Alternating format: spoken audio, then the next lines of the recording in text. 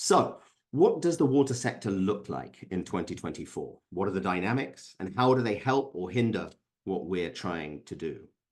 Firstly, as I mentioned, this is an enormous foundational market, adding at least $70 billion in spend annually. There are huge targets to aim at across the board in both CapEx and OpEx spend, and considerable diversity in sectors accounting for that spend. It's worth also thinking about the spend that is not yet captured here. We are continually on the lookout for companies that change the size of their markets by virtue of their existence, the Uber effect. So they pull in spend that would be impractical or uneconomic in the absence of their solution. There is a mountain of spend still to manifest as solutions improve. Now, this may sound odd, but we're big believers in pain. Now, we think that humans are essentially inertia monsters. We really don't like doing things differently unless there is an incentive structure in place that makes it radically likely that we will or will have to change. Climate change manifests primarily through water in providing that incentive structure, from whipsawing floods and scarcity in the US. In the last 8 months, stuff moves so fast now, but we remember we went from fights over the Colorado River to 12 feet of snow in 3 days on the Donner Pass. The floods in Pakistan that caused more than $10 billion in damages. My wonderful wife, Ruki, works for the International Rescue Committee, and they are spending an increasing amount of time on climate issues. To Lake Titicaca in Peru, receding 2 kilometers in the El Nino event last year. Climate change is water change. And the demand for technology to allow utilities, cities, companies, families to adapt to a changing water reality can only go one way. Quantifying this, if you extrapolate total insurance losses, so this doesn't capture losses and impacts outside of the insurable universe, we are looking at average losses of $200 billion per year to a total of $1.8 trillion by 2034, with 69% of that damage being water-related across drought, flood, storm. There is an enormous opportunity to maximize our resilience to these damages in the coming decades. And as you look at water stress in the US, WRI data shows us that water stress will become the norm by the end of the decade. Notice the emergent stress in the centers of population and economic activity in California, the Great Lakes, the Northeast, in Texas. We are already seeing clear signs of this, from the limitation of new building in Phoenix to the moratorium of contaminated water disposal in key parts of the Permian Basin in Texas.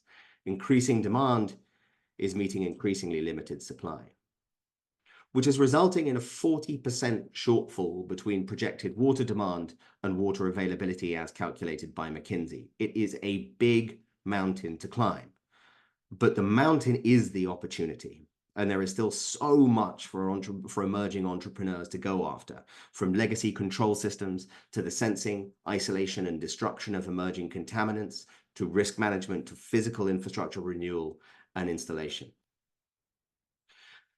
Governments and the private sector are responding, though there is an awfully long way to go to having anything like the resources dedicated that are commensurate with the size of the problem.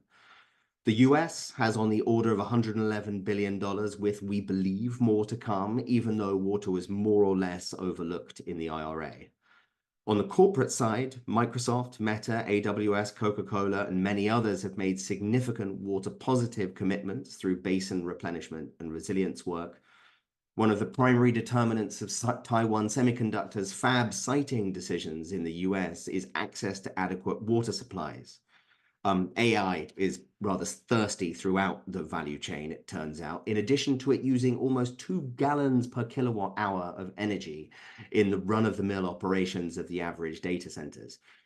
Data centers, AI, and crypto used 460 terawatt hours in 2022, to give you a sense of the size of the thirstiness. The size of the AI prize, just as a single example, is so large that the major infrastructure companies have to get it right.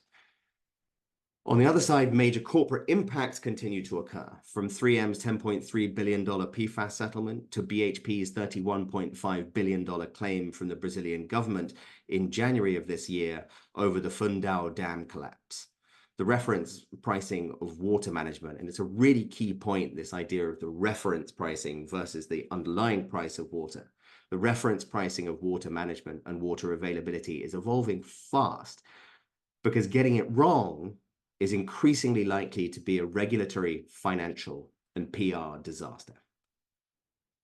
So all of these effects are interacting and will interact over the coming years and beyond to generate a very significant increase in resources targeted to water security, availability, and resilience. A recent report from Global Water Intelligence cites a 3.3x increase in capital deployment in water security from public and private investment activities to corporate water spending, taking us from 3.8 trillion employed today to 12.6 trillion in 2034. And the good news for us is that this isn't prognostication. This isn't something we're waiting for and hoping will happen. It's a continuation of an obvious trend that has already started and will continue for a long time to come. Almost every chart that you see that covers the time period of the pandemic has the same reliable plunge starting in March 2020.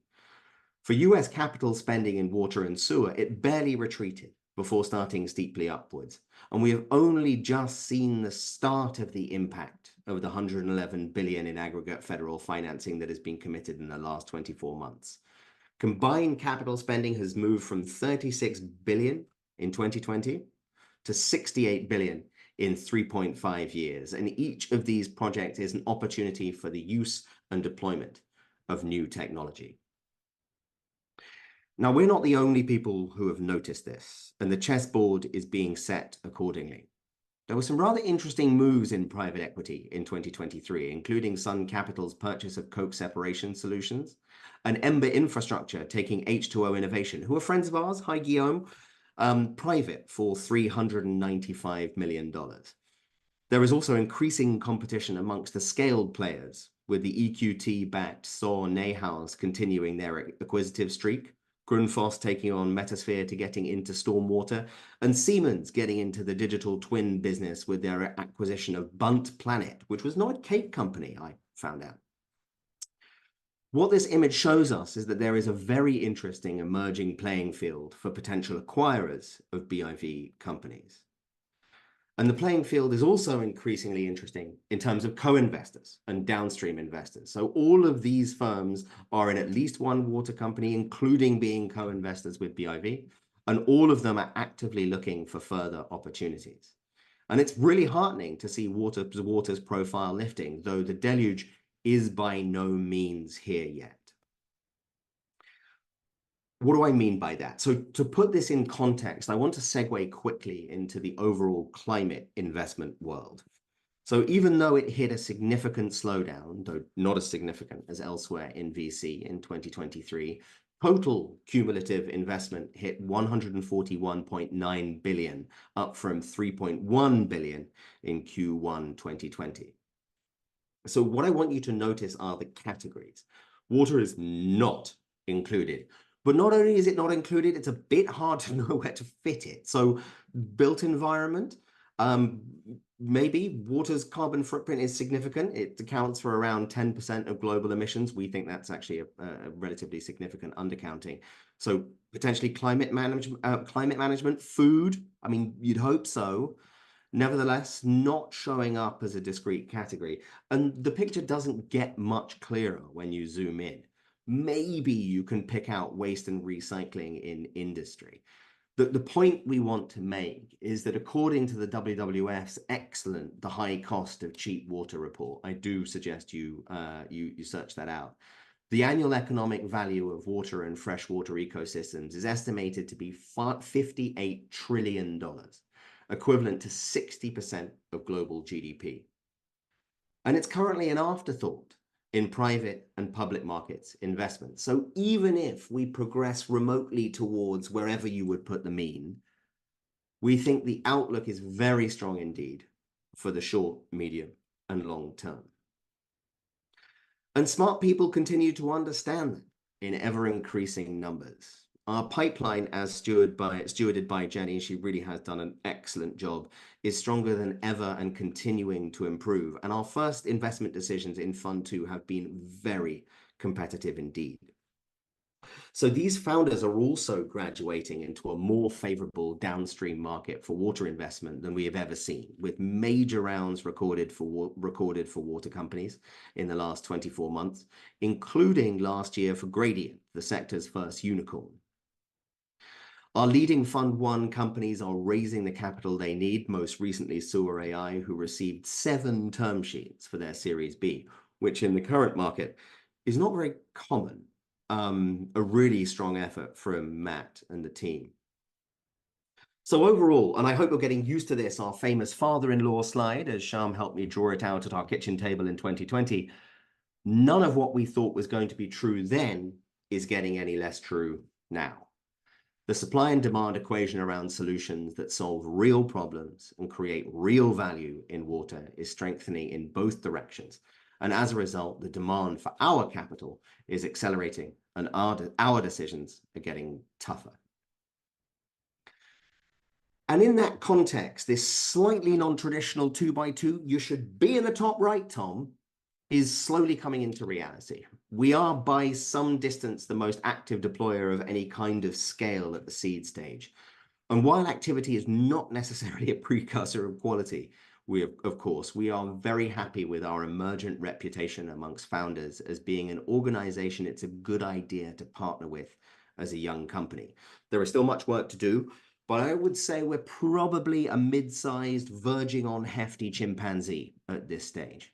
It helps that we have a very simple North Star, the fundamental job that we are doing, which is we're finding, funding, and supporting the best water entrepreneurs in the world. And if we do that job properly, there is no reason we can't build an enduring and positive force in the water sector.